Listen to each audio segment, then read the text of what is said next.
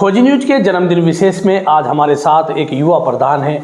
मुजफ्फरनगर जिले के जटवाड़ा गांव के प्रधान नवाब अहमद हैं। कम उम्र में प्रधान बन गए, क्यों बने, प्रधान बनने के पीछे क्या वजह रही, जब देहरादून में होटल मैनेजमेंट का कोर्स कर रहे थे तब क्या नौकरी करने का इरादा था। बहुत सारे सवाल हैं जो उनसे जुड़े हुए हैं कि क्या उन्हें खाने में क्या पसंद है, क्या सुनना पसंद करते हैं और क्या क्या इनको पसंद नापसंद है। नवाब भाई, आपका पहले खोजी न्यूज के जन्मदिन विशेष में आपका स्वागत है और आपको जन्मदिन की बधाई। बहुत बहुत धन्यवाद। बहुत बहुत प्रधान बनने के साथ कब मन में आया कि मुझे गांव का प्रधान का इलेक्शन लड़ना चाहिए, चुनाव लड़ना चाहिए, राजनीति करनी चाहिए, और इसके पीछे की सोच क्या थी, क्या एक वजह थी कि देहरादून में होटल मैनेजमेंट का कोर्स करते करते नवाब अहमद प्रधान बन गए? देखिए, पहले से ही पारिवारिक परिवेश कुछ इस तरह से रहा है, क्योंकि दादाजी के टाइम से जो भी खिदमत का काम रहा है वो करने का काम किया है। पढ़ाई करने के बाद में, कंप्लीट होने के बाद में गांव आए। गांव आते जाते रहना, बीच बीच में गांव आते रहना हुआ है। मतलब देहरादून से गांव का कनेक्शन बना रहा। कनेक्शन बना रहा। गांव से अगर कभी किसी का कोई फ़ोन हुआ आया मेरे पास में देहरादून रहते हुए कि भाई मेरे साथ में ये परेशानी है, कोई मसला है और ये आप अगर मेरे साथ में खड़े हो जाओ तो ये ठीक हो जाएगा, तो मैंने वो काम किया है। मैं वहाँ से भी आकर के। तो पहले से तय था कि राजनीति करनी है? नहीं, पहले से कोई तय नहीं था। अच्छा। लेकिन ये है कि अगर किसी ने कोई मेरे लायक कोई खिदमत रही है और मुझे आवाज़ दी है तो मैंने इनकार नहीं किया। मैं अपनी पढ़ाई के टाइम से भी वहाँ से वक्त निकाल के गांव में आना, काम करना, उसके साथ में रहना, खड़े रहना। और मतलब जनता से कनेक्शन बचपन से पहले से ही रहा है। ये सही है, बचपन से ही जब से हमने वो संभाली है, लोगों से कनेक्ट। किसको प्रेरणा स्रोत मानते हैं? परिवार में, समाज में एक ऐसा व्यक्ति होता है जिसको प्रेरणा स्रोत मान के चलते कि हमें इस तरह का बनना है, हम वो आइडियोलॉजी एक हो जाती है कि भाई हमें इसके तरह बनना है, इसकी तरह काम करना है। तो नवाब अहमद के जीवन में कोई ऐसी शख्सियत है? सबसे पहले तो मेरे दादाजी। हाँ, उन्होंने उंगली पकड़ के मुझे चलना सिखाया है। सारे दफ्तर, सरकारी, तहसील, कचहरी, खिदमत के जो भी काम रहे हैं, जो भी उन्होंने शुरू में सबसे पहले उन्होंने ही सिखाया है। मतलब दादा ने बचपन में सारा सब दिखा दिया था। बिल्कुल हौसला जो रहा है, सब कुछ जो दिया है वो उन्होंने मुझे बचपन से ही ट्रेंड उन्होंने किया। बचपन में कैसे थाने में जाते थे, तहसील में जाते थे, कचहरी में जाते थे? उनकी उंगली पकड़ के जहाँ भी वो साथ जा रहे हैं उनके साथ साथ जा रहे हैं। वो जिस तरह से कोई अपना काम करना है उनके साथ साथ में रहना। तो दादा चाहते थे राजनीति में आए नवाब? शायद उस वक्त तो वो भी नहीं चाहते थे, क्योंकि हाँ, उनका इंतकाल भी काफ़ी वक्त पहले हो चुका है। उस टाइम पे मैं पढ़ाई कर रहा था, लेकिन वो मुझसे प्यार बहुत करते थे। अपने किसी मसले मसाइल के लिए अगर उन्हें कहीं जाना हो रहा था मुझे साथ लेके जाते थे। माने वो थाना तहसील में जब जाते थे तो तब मन में क्या ख्याल नवाब अहमद का आता था कि यार राजनीति में जाऊं या नहीं? उस समय ये होता था कि जिस तरीके से उस समय ये होता था कि जिस अधिकारी से मिल रहे हैं कि इसके जैसा बनना है, इसके जैसे बनना है। जिस भी अधिकारी से मिलना होता था उनके साथ में तो लगता था कि नहीं, हमें भी अधिकारी बनना है। दादाजी कहते थे मेरा बच्चा पढ़ाई में अच्छा है, बहुत ही सर पे हाथ रख दीजिए। तो प्रधान बन गए। प्रधानी पूरा एक भाई गांव का प्रथम नागरिक एक होता है जी। तो लगता है कि यार नौकरी ठीक थी या प्रधानी सही है? नहीं, जिस काम में आप है, जो आपसे ऊपर वाला काम लेना चाह रहा है उसमें आप अपना 100% दीजिए। सही है, वही है जो खुदा आपसे काम ले रहा है वही ठीक है। ये अफसोस नहीं करना चाहिए कि नहीं ये ठीक था या वो ठीक रहा। प्रधान के तौर पर संतुष्टि है नवाब अहमद? हाँ, बिल्कुल संतुष्ट है। संतुष्ट है, बिल्कुल संतुष्ट है। और संतुष्ट हमको होना भी नहीं चाहिए राशिद भाई, आपकी बात को रोक के कहूँगा, क्योंकि ये हमने खुद चुना है। हमने खुद चुना है, लोगों से हमने वोट मांगे हैं, लोगों से हमने रिक्वेस्ट की है, उनके सामने अपना प्रपोजल रखा है। तो अगर हम उसके बाद भी अब असंतुष्ट रहेंगे तो ये कहीं ना कहीं अपने आप से अन्याय होगा। फिर लड़ेंगे चुनाव? हाँ बिल्कुल, जनता कहेगी तो लड़ूंगा। लोगों ने मना किया, बिल्कुल नहीं लड़ूंगा। मैंने जनता का जो फैसला होगा? हाँ बिल्कुल, अगर वो लोग कहेंगे तो लड़ूंगा। क्या संतुष्टि पाते हैं गांव में? कौन से ऐसे बड़े काम, हालांकि हम उस पर फिर किसी दिन चर्चा करेंगे, लेकिन शॉर्ट्स में पूछेंगे कि गांव में जो विकास कार्य किए गए उससे आप संतुष्ट हैं कि हाँ भाई मैंने गांव के विकास के लिए अपना योगदान दिया? मैं बिल्कुल संतुष्ट हूँ। देखिए, जितनी हमें निधि मिलती है, कोई भी ग्राम प्रधान निधि तो कोई भी लगा सकता है, सक्षम होते हैं सभी लगाने में, अपनी निधि खर्च होती है। और इस बार निधि भी पिछले कार्यकाल से लगभग 40% के आसपास कम मिल रही है जो पिछले कार्यकाल है। लेकिन मैंने अपने एक्स्ट्रा एफर्ट से गाँव में PWD से भी काम कराया है। अच्छा, वो जो गाँव की प्रधान निधि होती है उससे अलग भी आपने कोशिश की? जी जी, गाँव में PWD से हमने सड़क बनवाई है, PWD विभाग से नाला बनवाया है, अपने जिला पंचायत से भी हमने सहयोग से काम कराया, ब्लॉक प्रमुख साहब के सहयोग से भी काम हुआ है, विधायक जी की निधि से भी हमने गांव में काम कराया है। तो जहां से भी हमको मिल सकता मौका लगा वहीं कर लिया, वहीं से ले लिया। अपने गांव के लिए जिसकी भी जेब काटनी पड़ी काट ली। तो देहरादून में पढ़ रहे थे, देहरादून से गांव की तरफ जब रुख किया, एक मेट्रो सिटी देहरादून है, प्रधानी आके आपने लड़ी तो मन लग गया आके गाँव में? गांव से हमारी मिट्टी, इसी मिट्टी से जुड़े हुए लोग हैं, इसी धूल, यहीं की धूल मिट्टी में पल के हम बड़े हुए हैं। देहरादून तो चंद सालों के लिए उस शहर में रहे हैं, ठीक है, लेकिन लेकिन बाहर निकलना चाहिए, पता लगता है आबो हवा क्या है। मगर बाहर रहते रहते अपने गांव को, अपनी मिट्टी को, इससे जुड़े रहना चाहिए। तो गांव में तो मन, जाहिर सी बात है, यहीं पैदा हुए हैं, इंशाल्लाह यहीं दफन होना है, तो यहाँ तो मन कुदरती लगता ही है। बीडीसी का तुमने चुनाव लड़ा जी, हार गए, तो मायूसी हुई? जब प्रधानी लड़ रहे थे तो मन में था यार मैं बीडीसी तो हार गया, क्या होगा? हाँ, जब बीडीसी का चुनाव, आपने ठीक याद दिला दिया, 2015 में मैं देहरादून पढ़ते हुए बीडीसी का चुनाव लड़ा था। जब मैंने एडमिशन में देहरादून था मेरा, तो पोलिंग भी हो गया था, लेकिन मैं पोलिंग में मायूस था कि मुझे कहीं 10, 15, 20 वोट मिले होंगे। तो मैं वापस चला गया पोलिंग के बाद में अपनी पढ़ाई के लिए। अच्छा, उम्मीद थी कि 10-12 वोट मिले? हाँ, बस यही उम्मीद थी। क्योंकि अनमने ढंग से लड़ा होगा? नहीं, पूरे ढंग से लड़ा था। अच्छा। लेकिन पोलिंग वाले दिन कुछ इस तरह की घटनाएं हुई थी कि मेरा मन टूट गया था कि मैंने कहा 10-12 ही वोट मिले हैं, कुछ नहीं है। तो यहाँ मैंने काउंटिंग एजेंट के लिए भी मैं नहीं गया, गिनती में भी नहीं गया।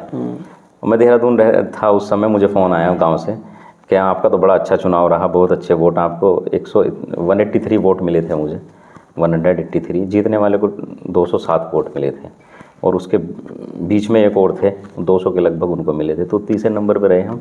तो संतुष्टि ये थी कि 183 वोट मिले। मुझे अंदाज़ा था कि ये शायद हो सके डबल डिजिट में भी ना पहुंच पाऊँ, तो बड़ा खुश हुआ, मन मेरा खुश हुआ। मैं भले ही हार गया, लेकिन मुझे ये एक कहीं ना कहीं लोगों ने अपना प्यार समर्थन दिया है। हाँ, प्यार समर्थन दिया है। थोड़ा मेरी चूक भी रही थी उस वक्त में, मैं पोलिंग बूथ से लगभग 2 बजे मैं पोलिंग बूथ छोड़ के घर आ गया था, क्योंकि उस समय वहाँ पे घटनाएं ऐसी घट रही थी जो मन को परेशान करने वाली थी। मैं छोड़ के आ गया, मैंने कहा बस चुनाव हमारा ख़त्म हो चुका है, यहीं तक लड़ना था लड़ लिए।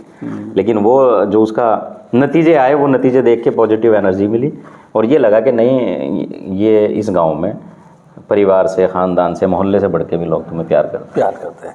तो नवाब अहमद, एक युवा अवस्था में प्रधान आप बन जाते हैं। जब एक जनप्रतिनिधि हो जाता है कोई भी व्यक्ति, तो बहुत सारी बाउंडेशन होती है, जो उसका एक सामाजिक अपना एक दायरा होता है, खेलने का, हंसने का, वो सब चीज़ों को सोच समझ के करना पड़ता है।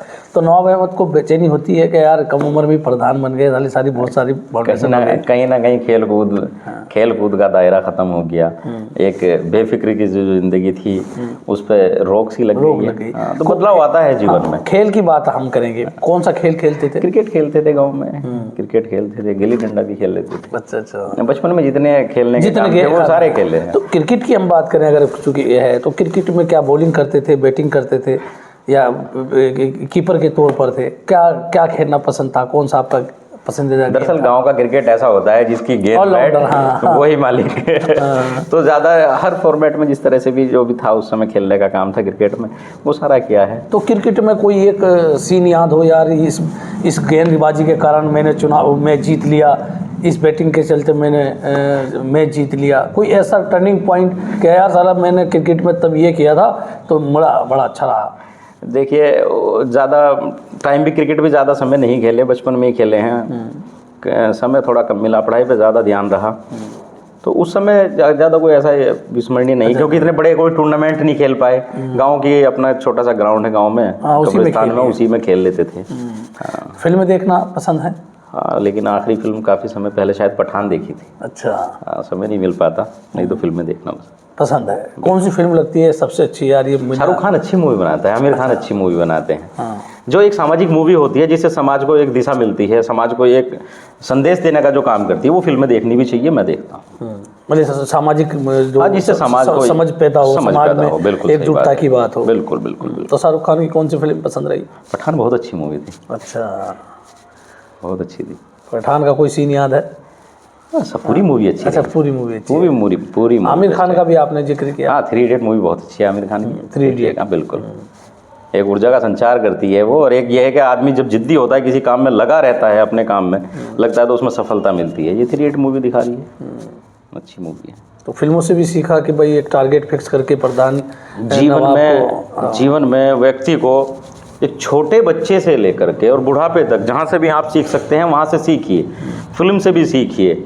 आप मैं कहता हूँ कि आप बहुत लोग कहते हैं कि मोबाइल ने जनरेशन ख़राब कर दी, मोबाइल से भी आप पॉजिटिव चीज़ें मोबाइल से भी सीखिए। बिल्कुल, ये तो बात है। जहाँ से भी आप जो भी सीख सकते हैं वो सीखिए। बल्कि मेरे एक दादाजी कहा करते थे, एक चीज़ में आपने सीखने की बात कही, एक चीज़ बताता हूँ कि जो ज्ञान आप बड़े बुजुर्गों की चारपाई के पैरों की तरफ बैठकर सीख लोगे, खाट को बोलते हैं पायती, तो जो ज्ञान आप बड़े बुजुर्गों की खाट की पांति बैठ के सीख लोगे वो दुनिया की किसी किताब में आपको नहीं मिलेगा।